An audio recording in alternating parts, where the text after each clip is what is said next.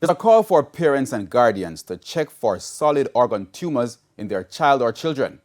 The earlier this is detected, the better the outcome. Shamela Pullen tells us more in the health report. A solid organ tumor is a lump of 6 cells stuck together. The most common types seen among children in Jamaica include cancer of the kidney, adrenal gland, and the liver.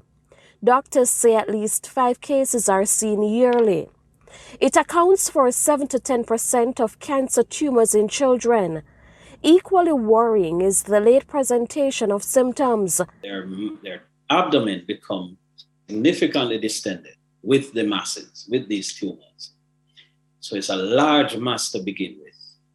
Also, when we further study these children, there's a greater likelihood of these tumors invading other organs which were not initially affected, or the organs where the tumors did not start with.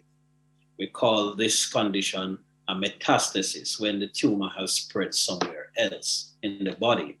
So that is another problem. Solid organ tumors also affect children's weight, age, and height. They also suffer from fatigue and anemia. The survival rate, if detected late, is usually between 30 to 40% or even less. But with early intervention, over 90% of these children can survive.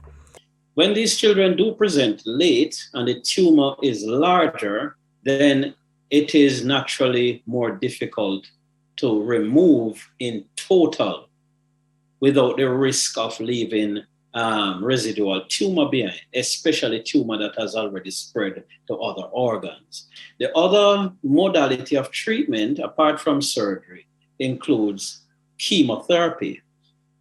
Now, the more disseminated the tumor is, the more widespread the tumor is, or the more aggressive the tumor is, this may mean a longer course of chemotherapy.